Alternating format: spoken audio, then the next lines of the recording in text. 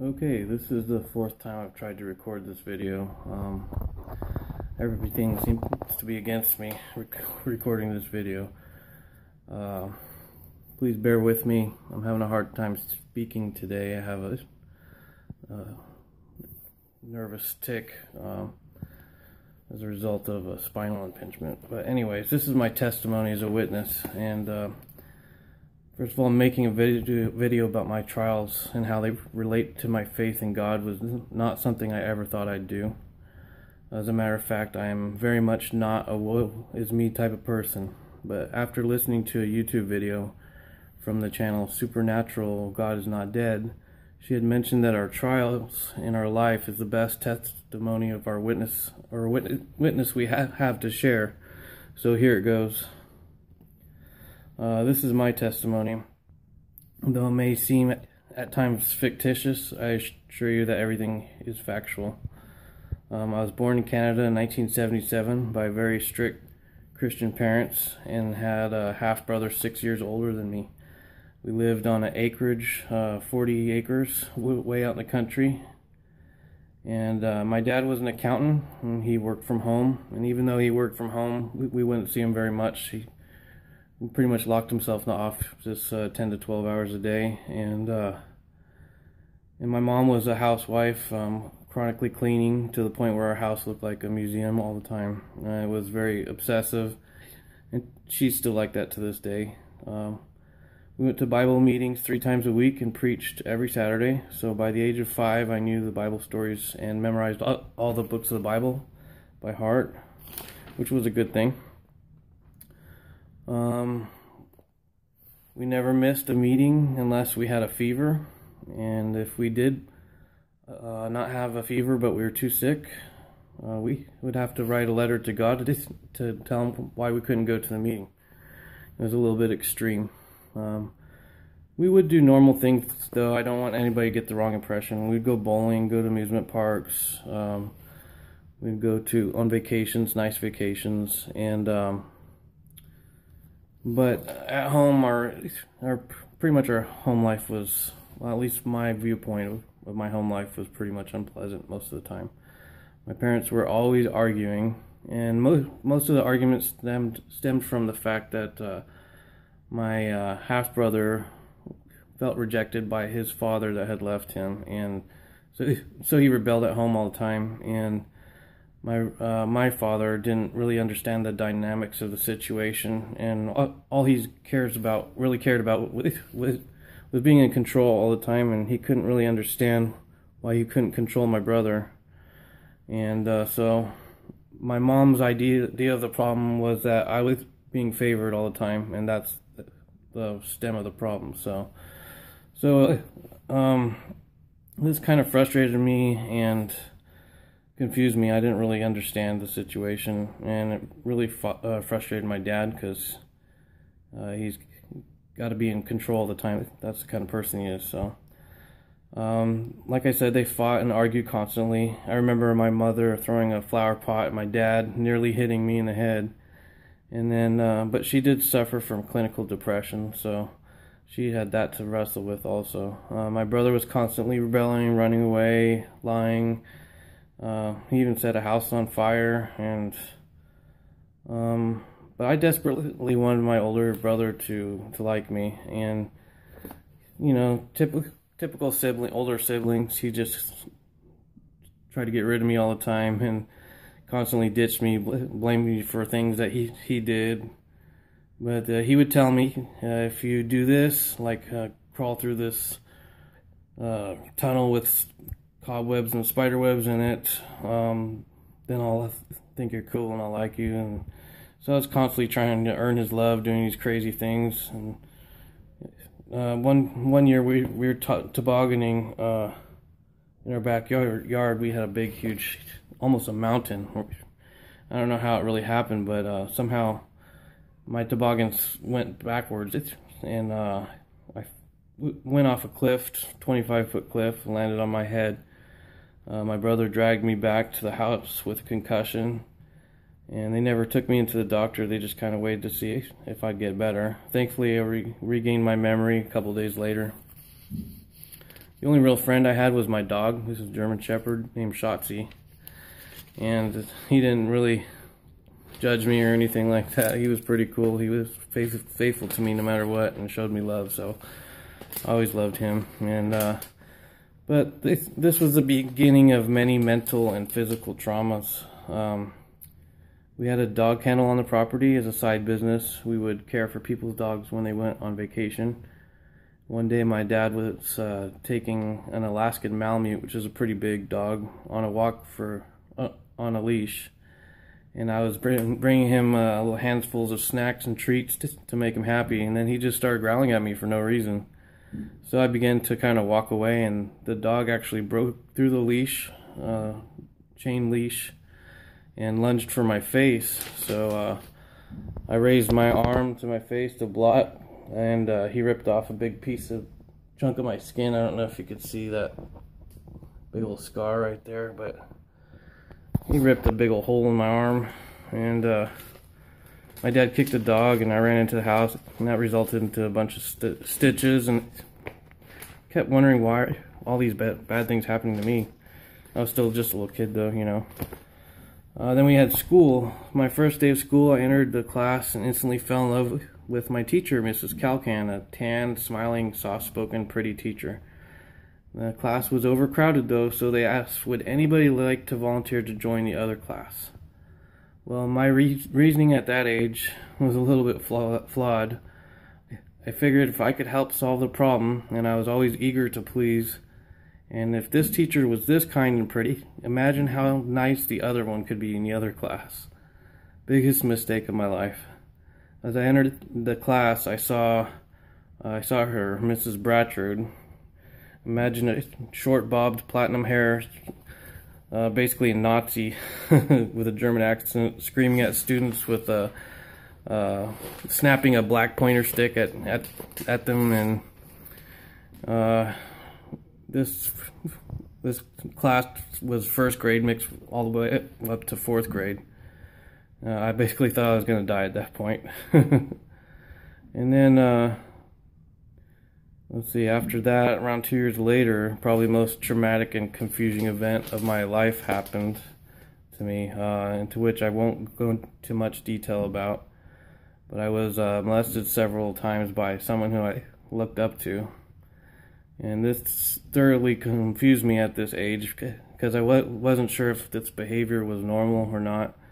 And it caused me to try things with a friend of the same age, trying to make sense of these foreign feelings and that I knew nothing about. And years later, after learning about the birds and the bees and the Bible and God's commandments and what is proper and what is defilement, this led me to feeling tremendous guilt at a very young age. And at some point I blocked that memory out of my brain and didn't remember it basically blocked it out for over 30 years. And then it just kind of all came back at once. So then we fast forward about 3 more years after that, and my parents decided to move to California, where my aunt lives, so they could study the Bible with her. She wanted to learn about the Bible. So in announcing this, I was told we couldn't take my dog because he was used to living on a farm. Remember, that was my only friend I had, basically. And so we had to leave my only best friend behind, and that still bothers me to this day, 30 years later. It's funny how you think about those things. After we moved to California, things got worse, actually. My parents' fighting increased to the point of my dad leaving and getting his own apartment. And I was, what a great example to my aunt, who was who they were trying to teach the Bible to about God's principles, right? More confusion to me also. Not too long after, my aunt quit studying and didn't really take an interest in the Bible after that. I'm sure some of it had to do with certain lifestyle changes, but most of it was probably example, So sometime after, we moved into a different city where I met my best friends. Finally, I had a couple friends, one in particular that truly cared about me and listened to me. We spent most of our time playing basketball, board games, video games, the usual kid stuff. Finally, a normal life, right? Well, not for long. My dad got a job offer in Hawaii, running a get-rich-quick office where they put on seminars and hosted people like William Shatner. They'd sell tapes and books on TV. And my brother stayed behind. He got emancipated and married at the age of 17.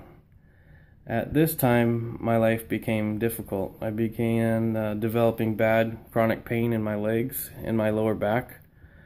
And so my mom took me into the doctors, and they attributed it to growing pains. And that pain was miserable and never went away. But at that time, I was growing, so we accepted that diagnosis. I couldn't lay in one position or sit in one position without moving every 15 minutes.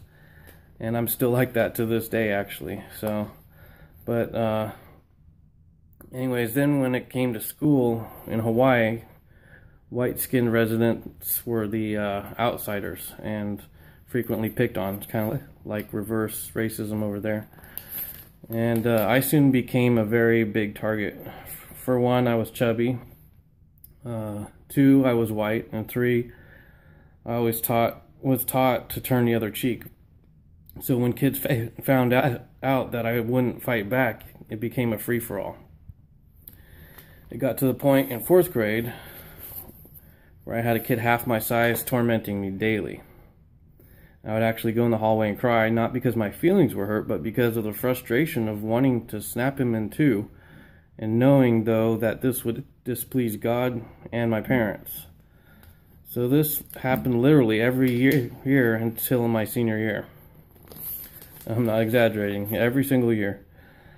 I would tell my parents, but they always thought I was exaggerating, just like my back pain, exaggerating everything, blowing it out of proportion. Well, in my senior year, you know, fat and with braces, a kid knocked me in my mouth and my tooth, and it went to the back of my mouth, front tooth right here, went all the way to the back of my mouth, but the braces were holding it in. The root was still in place, so I asked my teacher to go to the nurse's office, and he saw the whole thing. He didn't even react to it at all, which was shocking. While I'm standing there holding my mouth, a kid yells in the back of the classroom, "Look, he looks like he's pregnant," because I was chubby, you know.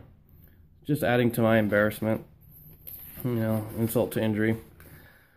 So the nurse calls my parents, and I get emergency surgery to save my tooth, and now my mother starts to believe me. That year I got homeschooled, my senior year, and looking back, I think it was my lack of normal reaction to bullies that really angered them, because I never cried or whined, I just took it, you know. So that made me a bigger target, I think.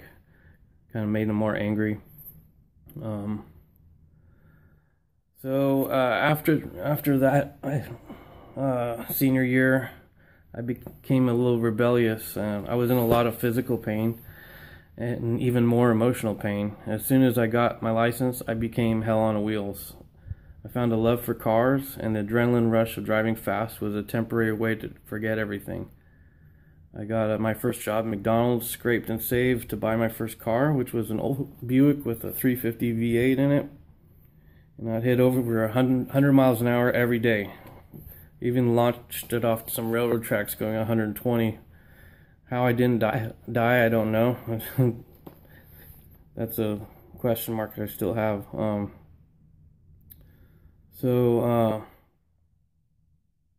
Around this time, I said a prayer to God. I knew my pain was getting worse, and at that rate, nobody was diagnosing it properly. Nobody believed me. So I figured, well, I probably wouldn't live that long. So I prayed to God and asked him, please, can I find a like-minded wife and raise some children and help the children in my family to make it to paradise. I never asked him to remove the pain, because I didn't want to be selfish, so I just asked him for that. And at home, I wasn't allowed to talk to girls, and our house was like a mix between a library and a museum. And listening to music of any level was always too loud, so it was a miserable place for a teenager. And I just want to basically hit the next level of my life, because I figured I wasn't going to live too long anyway. So I moved in with a friend who didn't have very good habits. That's a good solution, right? I discovered alcohol and weed, which, unlike most kids, I found that it's finally a way to get some relief for my back pain. Didn't want to get high, I just wanted to get some pain relief, you know. So, because the doctors didn't help, or nobody really helped, nobody believed me. I'm not trying to say that to get people to feel sorry for me. This is just my testimony. I just want to share this with people. Hopefully it can encourage somebody going through similar problems. But since I knew smoking pot and drinking was a sin, I quit going to Bible meetings because I didn't want to be a hypocrite. Soon after that, I got in a bad car accident. I was rear-ended by a car going 60 miles an hour while we were stopped at railroad crossing, which pushed our car directly onto the tracks with a train coming. My friend, the driver, looked at me and asked, "What do I do?" Our car was stalled and the doors were jammed. I calmly told him to try to start the car. He turned the key and started it, and we were able to pull off the tracks shortly before the train came. But now my back pain was much worse, and I began to develop severe neck pain also. And that's why I'm stuttering right now. I have pinched discs and spinal compression in there, so it affects my speech. So anyways, I saw the doctor, and he told me it was just severe whiplash. So he gave me like 3 very weak pain pills a day for about 9 months, and I was on temporary disability for about a year. After that, I had to go back to work. So I got a job sitting in a cubicle at a data entry company for about 8 hours a day and 2 hours of driving. I'd spend most of the day walking around the huge complex because I literally couldn't sit that long. Then I'd cram all my work into the last 2 hours of the day. When I came home, I would drink a 6-pack or whatever I could to dull the pain a little bit, and I'd cry myself to sleep a lot of times because of that intense pain. And just kind of the hopelessness of never-ending pain like this and routine. But that routine lasted about 2 years until one morning on my way to work, stopped in traffic, an 18-wheeler slammed into me 3 times until realizing there was a stopped car in front of him. This increased my neck and back pain severely. Again, went to the doctor, severe whiplash, temporary disability, nothing showing up on the tests for my lower back. I thought, when will this hell stop? I wondered, you know. Started coming back to God and still not understanding why all of these things were happening though. After more physical therapy, chiropractors, nothing major showing up, I had to go back to work again. Well, I got a good job working for an engineering firm. I'd prepare estimates for huge construction jobs or highway projects and bid on them. They would fly me in private jets all over to schmooze customers, and it paid pretty well. Bought myself a nice little luxury car, Mercedes. But of course, it was hard to enjoy all that with severe pain, but I tried. I masked it pretty well. After a couple years, the work started drying up and I got laid off. Somewhere around this time, I started dating my wife-to-be. Up until that point, all the girls I had dated were pretty shallow or just wanted to have fun. Whenever I tried to connect on a deeper level in conversation, there was really nothing there. Years prior, like I said, when I was around 16 or 17, when I prayed to God, I asked him for that one thing, and in my mind I figured I wasn't going to live old age because of this worsening pain. So like I said, please let me live long enough to find a God-fearing wife who loves children. Allow me to have a family and raise them with love to know God and make it through this rotten system. You know, basically that was my prayer. So after searching and dating all those girls, don't ask me why girls liked me back then. I have no idea, but I did have some girlfriends. Pretty strange, but I figured God wasn't going to answer my prayer, so I stopped looking. And one day, years later, I visited a friend and his wife in Northern California, about 6 hours away from where I lived. And when I got there, I noticed there was a young woman there. And my friend tells me, "Hey, you got to date this girl." And then he proceeds to vulgarly describe her anatomy, at which I replied angrily, "Are you serious?" First of all, I told him I'm not looking. And second of all, that was a pretty shallow way to describe someone. I figured I should at least be polite, but that's as far as it's going to go. And even though she was very attractive, I walked up to her and introduced myself, and she walked right past me, ignoring me, to go tend to the baby that they were watching. Instantly, I knew that was the girl for me. So it turned out she had just got out of a bad relationship. She had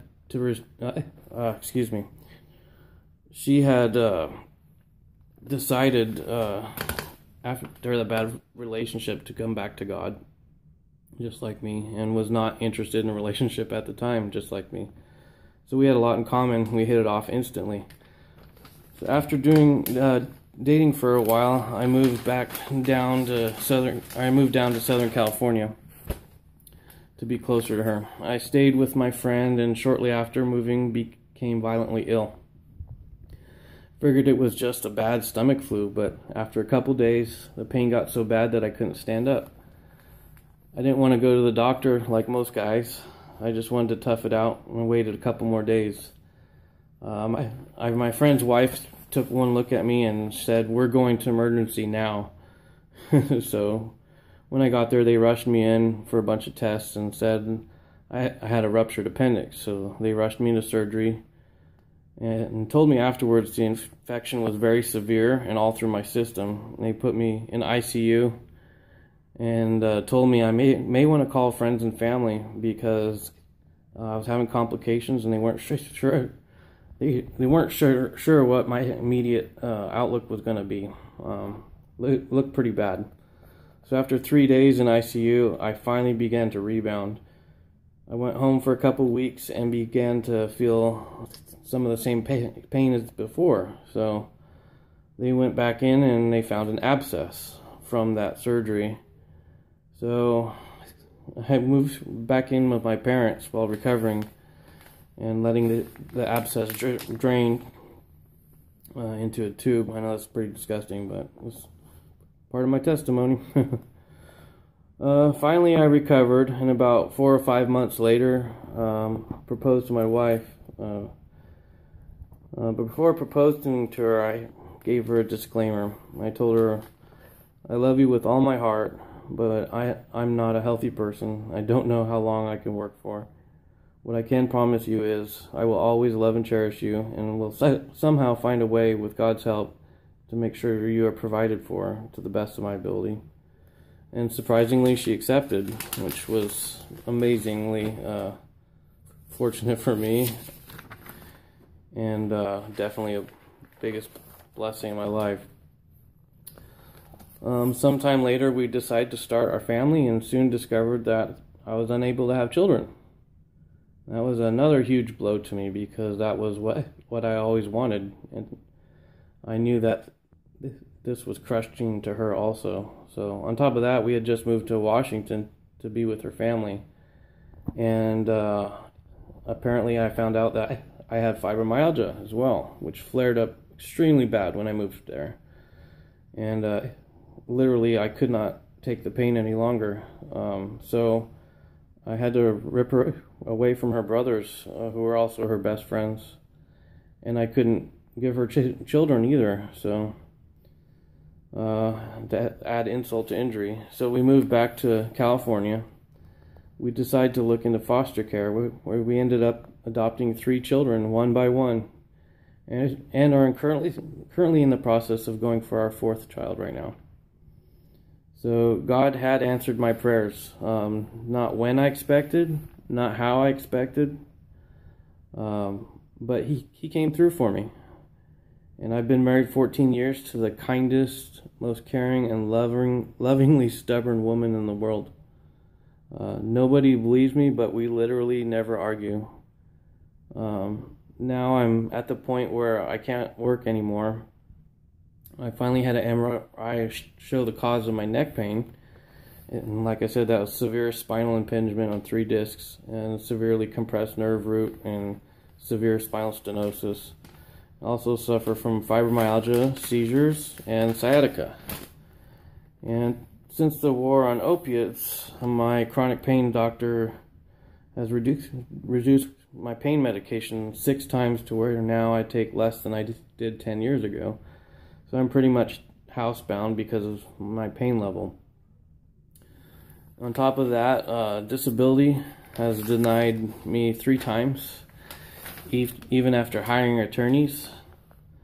However, this last time my attorney notified me that the last judge had 11 violations in my case, and she was recently let go. She apparently had a history of falsifying or conveniently leaving vital information out of the files. She had a 92% denial rating, so my case will be retried. And then, so when discussing this with my wife, she brought out a pretty good point. If things had gone different, or if we won that case, oh, stupid fly. Satan's trying everything to get this video not to work. We would have moved to Oregon. If I would have won the case, when I had that money, we would have moved to Oregon, and we would not have the opportunity to take in this last child that we were trying to adopt. So God works in mysterious and wonderful ways. I'm living proof of that. So that's basically my testimony, minus a few additional car accidents. None of them are my fault, of course. Being mugged at gunpoint, kicked in the head while being jumped. But we don't have time for all these things. The point I wanted to make, though, is we as God's people are often targeted by Satan. But if we remain faithful no matter what, it only strengthens our resolve. At some point, you begin to realize that it's almost humorous, the odds of all these things happening to one person. It makes you think you're doing something right, maybe. I mean, it got to the point where because of my nerve pain, I couldn't communicate. Just like right now, I'm having a hard time communicate whenever I'm passionate about something. And I'd have many seizures. Even when I'm praying silently in my head, I have many seizures that won't allow my thoughts to get out whenever I'm passionate about something. So I started to figure out, as God's people, we're a threat to Satan, and he will stop at nothing to put us down or shut us up. And I'm a very stubborn person, and that only makes me want to try harder. So that's why I'm re-recording this video for like 4th time, because I'm just going to keep trying until I can get it out there. So for all of you who have made it to the end of my very lengthy testimony, don't give up.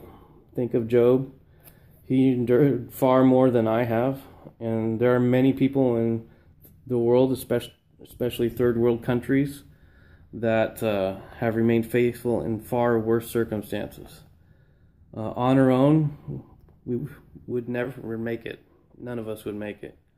But Jesus tells us to put our burden on him because his load is light.